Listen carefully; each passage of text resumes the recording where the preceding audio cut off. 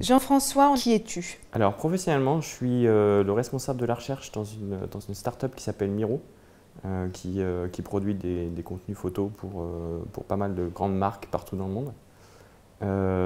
Donc en tant que responsable de la recherche, je m'occupe de préparer le futur de cette entreprise, qui est une scale-up et qui est une licorne depuis juin 2019.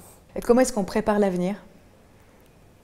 On prépare l'avenir, il y a pas mal de façons différentes. La première, c'est de voir ce que font les concurrents. La deuxième, c'est de lire pas mal de papiers de recherche. Et qu'est-ce que tu lis à part les papiers de recherche? J'ai lu Game of Thrones pendant ma thèse, justement. Je lis pas mal de romans de science-fiction. J'aime bien la science-fiction parce que ça nous projette dans un... En fait, la science-fiction, ça nous projette dans quelque chose qui n'existe pas, mais qui pourrait parfaitement exister. Et les interrogations philosophiques qui en viennent sont super intéressantes. Quelles sont les interrogations philosophiques qui t'habitent? Est-ce que je suis un bon papa? C'est la principale pour le moment. Ça, je pense que ça va se calmer dans une vingtaine d'années. Ton cœur de métier, c'est l'intelligence artificielle. C'est ce qui est écrit en tout cas sur ta carte de visite. Qu'est-ce que c'est que l'intelligence artificielle? Alors, l'intelligence artificielle, il y a pas mal de définitions. Une que j'aime bien, c'est tout ce qui n'existe pas en fait. Donc l'intelligence artificielle, pour moi, c'est vraiment tout ce qu'on voudrait faire pour le moment et qu'on n'arrive pas vraiment à faire, ça rentre dans ce cadre-là.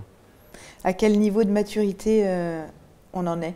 Depuis 2012 environ, il y a l'arrivée de quelque chose qui s'appelle le deep learning, qui a pas mal chamboulé le paysage techno. C'est pas pour autant qu'on est capable de simuler un humain ou de dupliquer un humain. On est capable d'aller plus loin sur certains domaines.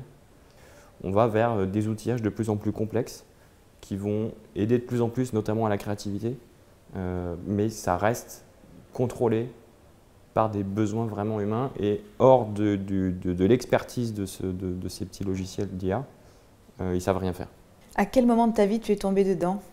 Quand j'étais petit, je voulais être pilote, et quand j'étais petit, je voulais être pilote, mais j'étais myope.